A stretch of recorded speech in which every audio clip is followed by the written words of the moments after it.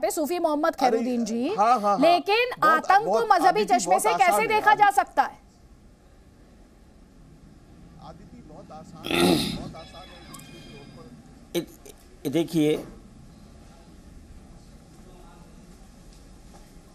देखिए आतंक किसी भी मजहब में उसको कोई जो है ना तारीफ काबिल नहीं कहा जा सकता, और किसी भी मजहब में आतंक को जो है ना एहतराम की नज़र से नहीं देखा जा सकता।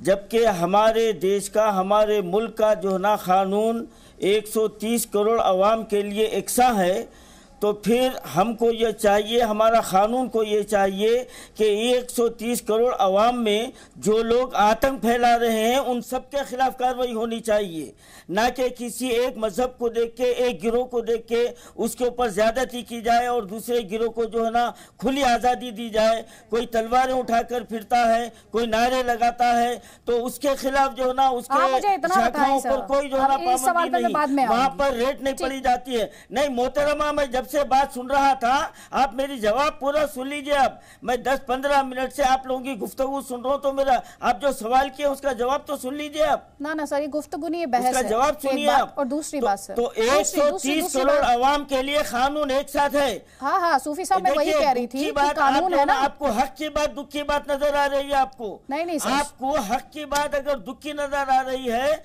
तो फिर जो ना आपको सोच बदलने की जरूरत है। कानून सबके लिए एक सा है, तमाम सर। आप हक की बात कर रहे हैं तो इंतजार करेंगे ना। आप हक की बात कर रहे हैं तो ऐसे पब्लिक प्रॉपर्टी को वेंडलाइज करने के लिए आइए, तस्वीरें जरा स्क्रीन पर, इन पर बोलिए आप। पहले मुझे हक की बात कर रहे हैं आप सर, हक की बात कर रहे हैं और कानून की बात कर रहे हैं। कौन सी डेमोक्रेसी में तस्वीरें सही हैं, इन पर बोलिए जरा। कानून को हाथ में लेना हक के नाम पर कहां सही ठहराया है, बोलिए आप मुझे। मैं आराम से आपकी बात सुन रही हूँ सर, मुद्दे पर रहिए। मजहबी चश्मा उतार दीजिए अब। मजहबी चश्मे की जरूरत नहीं होती जब नेशनल सिक्योरिटी की बात होती है, और काश की सियासत इस बात को समझ सकती। और आप भी यही बात दोहराने की कोशिश कर रहे हैं सर। आपने तो नहीं कहा पाक साफ होंगे, पाक साफ साबित होंगे, हमें डर नहीं लगता इन रेट से। आप ये कह रहे टारगेट कर रहे हैं हमें, एक मजहब को टारगेट कर रहे हैं। पैदा करिए आप। नहीं मैडम, देखिए आप सिर्फ अपनी बात सुनाएंगे, आप हमारी बात नहीं सुनेंगे। आपको बोलने के लिए ही बुलाया है, हमारी बात नहीं सुनेंगे। आप अपने आप को ही कॉन्ट्रडिक्ट कर रहे हैं। आप इस समय स्क्रीन पर हैं, आपकी बात टीवी पर जा रही है और आप कह रहे हैं हमारी बात नहीं सुनेंगे। अरे आपकी बात सुन रही तभी तो सवाल पूछ पा रही हूँ आपसे मैं। हाँ, तो आपका सवाल का जवाब तो सुनिए ना आप, जवाब तो देने दीजिए मुझे आप, क्योंकि जवाब देने की भी आजादी नहीं है तो फिर हमारा बैठना गलत है। आपके ये विक्टिम नैरेटिव छोड़ दीजिए। ना एक बात ध्यान से सुनिएगा सूफी खैरुद्दीन साहब, ये विक्टिम नैरेटिव छोड़ दीजिए। पहली बात, आपको डिबेट में बुलाया गया सर एज अ गेस्ट, और उसके लिए मैं आपको सम्मान देती हूँ, लेकिन ये कहना छोड़ दीजिए कि हमें तो डिबेट में भी बोलने नहीं दिया जाएगा। तो आपको बुलाया क्यों है? फिर आपको बोलने के लिए ही बुलाया होगा ना सर। हाँ, तो मुद्दे पर आइए और ये बताइए, जो तस्वीरें हैं पब्लिक प्रॉपर्टी को नुकसान पहुंचाने वाली, इन तस्वीरों के बारे में आप क्या सोचते हैं? बिल्कुल, जो नुकसान पहुंचाने वाली तस्वीर है हम उसकी मजम्मत करते हैं, लेकिन जो है ना ये इसी एक की तरफ नहीं है। जब फौज के जो है ना रिक्रूटमेंट के लिए हुआ था, उस वक्त जो करोड़ों अरबों रुपए की संपत्ति को जला दिया गया था और एक पत्थर मारने पर बुलडोजर चलाया गया था, तो उनके खिलाफ कार्रवाई क्यों नहीं की गई? आज ये तस्वीरें आपको जो है ना गिरा मालूम हो रही है। अच्छा, तो आप कह रहे हैं तस्वीरें सही हैं, जो आतंक फैलाते हैं, तो उनके खिलाफ क्यों नहीं किया जा रहा है?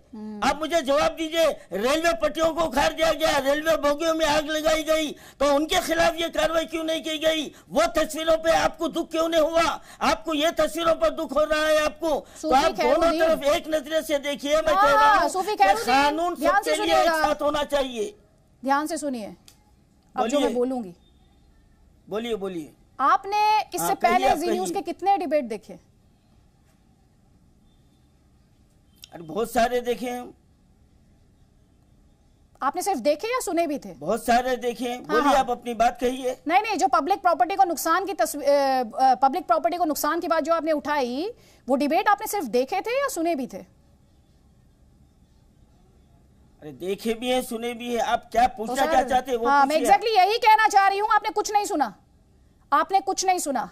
इस मंच से, जी न्यूज के प्लेटफॉर्म से पब्लिक प्रॉपर्टी को नुकसान, अब ध्यान से सुनिएगा जो मैं कहूंगी, राइट, लेफ्ट, सेंटर और एक्सट्रीमिस्ट और रेडिकलाइज्ड एलिमेंट्स कोई भी पहुंचाए वो बर्दाश्त के लायक नहीं है, कानूनी कार्रवाई होनी चाहिए।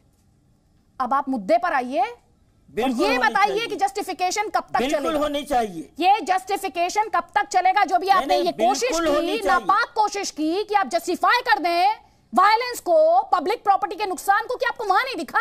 वहां पे जब पब्लिक प्रॉपर्टी में आग लगाई गई, आप बुलडोजर को ले आए इसमें से? आप बुलडोजर को ले आए सर?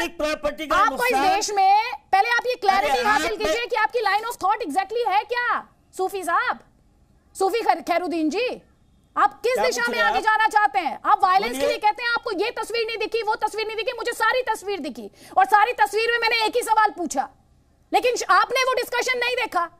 आपने वो डिस्कशन नहीं देखा। ये सेलेक्टिव अप्रोच है, सेलेक्टिव अप्रोच है। कोई बात नहीं सर, कोई बात ये नहीं होना चाहिए। हाँ, नहीं होना चाहिए, यही मैं कह रही हूँ। मुफ्ती वजाहत कासमी आपको जवाब देना चाह रहे हैं, उनका जवाब ले लीजिए जल्दी से प्लीज। बोलिए। आदिति, मुझे शर्म आ रही है कि देश में आज के किस तरह के पीएफआई ने हालात कर दिए हैं, और ये सूफी हैं। आपने लिखा है अपने टीवी चैनल की स्क्रीन पर, सूफी का मजहब ये है कि वो 120 करोड़ नहीं, पूरी दुनिया इंसानियत को एक नजर से देखे। और आप यहां बैठ करके हिंदू मुस्लिम करना चाहते हो, आप यहां बैठ करके पीएफआई और मुसलमानों की जमात बताना चाहते हो। मैं कहना चाहता हूं कि हिंदुस्तान का 20 करोड़ मुसलमान पीएफआई से कोई ताल्लुक नहीं रखता। ये चंद हजार लोग हैं जो देश में आतंकवाद फैला रहे हैं। इनके खिलाफ और इनकी सोच के खिलाफ है मुसलमान, और इन पर कठोर कार्रवाई होनी चाहिए। और हम इसको हिंदू मुस्लिम के चश्मे से नहीं देखेंगे। मुझे शर्म आ रही है आपके सूफी होने पर। आप, मुझे शर्म आ रही है कि आप इतने बड़े चैनल पर बैठकर अपना सूफी होना भी आपने बता दिया कि आप सूफी नहीं है, आप कट्टर से कट्टर इंसान हैं। आप पीएफआई के सपोर्टर हैं, आप पीएफआई के वकील हैं, और उन कट्टरवादियों के वकील हैं जो देश को बर्बाद करना चाहते हैं। एक सूफी की आदत ऐसी नहीं होती जैसी आपकी है। मुझे आपके तसव्वुफ पर, मुझे आपकी सूफियत पर भी शर्म आ रही है। मैं पीएफआई की तायद की बात नहीं किया, आप अपने अल्फाज वापस लीजिए। आप, मैं पीएफआई की तायद की बात नहीं किया। मैं क्यों लूंगा आप अल्फाज वापस? मैं क्यों अल्फाज? आप जो है, करोड़ों लोग आपको देख रहे हैं, आप पूरे देश से माफी मांगिए। मुझे कहते हो आप मैं अल्फाज वापस लूं? मैं अपने अल्फाज क्यों लूंगा वापस? मैं राष्ट्रवादी आदमी हूँ। मैं हिंदू मुस्लिम बैठकर टीवी पर नहीं करूंगा। मैं कहूंगा पीएफआई कट्टरवादी संगठन था, है, और पीएफआई पर कार्रवाई होगी, और पीएफआई पर जो कार्रवाई हो रही है वो सही है। मैं पीएफआई को सपोर्ट नहीं करूंगा, मैं आतंकवादियों को सपोर्ट नहीं करूंगा। जिस तरह आप बैठ करके यहाँ सूफी बन करके आप हिंदू मुस्लिम कर रहे हैं और ये इल्जाम लगा रहे हैं देश की सरकार पर, और यहाँ तक कि टीवी चैनल पर इल्जाम लगा रहे हैं। जिस टीवी चैनल ने आपको मेहमान बना के बुलाया है, आप उस पर इल्जाम लगा रहे हैं। अरे, जिस टीवी चैनल ने आपको बात करने का मौका दिया, आप उसी पर इल्जाम ठोक रहे हैं। आप किस बात के ये कह रहे हैं कि देश का कानून सबके लिए बराबर है, सबके लिए बराबर है। तो आप सूफी के पीएफआई के लिए नहीं है, पीएफआई सब में नहीं आती। आप पीएफआई ना सूफी खैरुद्दीन, वो बात हर किसी पर लागू होती है सर। वो बात हर गेस्ट पर लागू होती है, वो बात अदिति त्यागी पर लागू होती है, क्योंकि कानून एक है सर। कानून के आगे किसी के पास कोई डिस्काउंट नहीं है सर, किसी के पास कोई डिस्काउंट नहीं है, ना मजहब का ना लिंग का, कोई डिस्काउंट नहीं है सर। मैं वही आपसे कहना चाह रही हूँ। आप खुद एक तरफ कहते हैं कानून की बात, फिर कहते हैं टारगेट किया जा रहा है। जल्दी से एक कमेंट यहाँ पर विवेक श्रीवास्तव, जो मेरा आपसे सवाल था, केरल हाईकोर्ट को आप समझाइए जाकर, केरल हाईकोर्ट को जाइए। आज जो केरल हाईकोर्ट ने सवाल उठाया स्टेट को लेकर, स्टेट के रोल को लेकर, जो मौजूदा हालात बने उनको लेकर, उस पर क्या जवाब है आपके पास? देखिए, स्टेट गवर्नमेंट केरला की हो, वो बिल्कुल भी इस्लामिक टेररिज्म या किसी प्रकार के आतंकवाद का समर्थन नहीं करती है। इंडियन कॉन्स्टिट्यूशन के हिसाब से आज से नहीं, 1950s में सबसे पहली कम्युनिस्ट सरकार। यास्मीन जी भी दूंगी, एक कमेंट पूरा हो जाए विवेक जी का, फिर मैं आपको मंच दूंगी। मैम जी हाँ जी विवेक जी बात पूरी कीजिए। 1950s के अंदर इस पूरी पृथ्वी पे पहली बार कम्युनिस्ट सरकार चुन करके इलेक्शन के थ्रू भारत में आई और केरल में आई, और वामपंथ ने निर्णय लिया कि इलेक्शन के थ्रू भी हम साम्यवाद को, कम्युनिज्म को ला सकते हैं। तो हम कॉन्स्टिट्यूशन में बिलीव करते हैं, इस्लामिक टेररिज्म या हिंदू टेररिज्म को समर्थन देने का कोई सवाल है ही नहीं। लेकिन दूसरी बात जो मैं आपको बताना चाहूंगा अदिति जी, और जो दर्शक यहां पे देख रहे हैं, कि मार्क्सिस्ट थ्योरी है कि इस्लामिक टेररिज्म और हिंदू टेररिज्म दोनों एक दूसरे को फीड करते हैं। नहीं, आप मुझे थियरी मत पढ़ाइए सर, मैं बेसिक्स, हिंदू वोट्स भी पोलराइज होंगे, और कॉमन सेंस वाली एंकर हूं सर।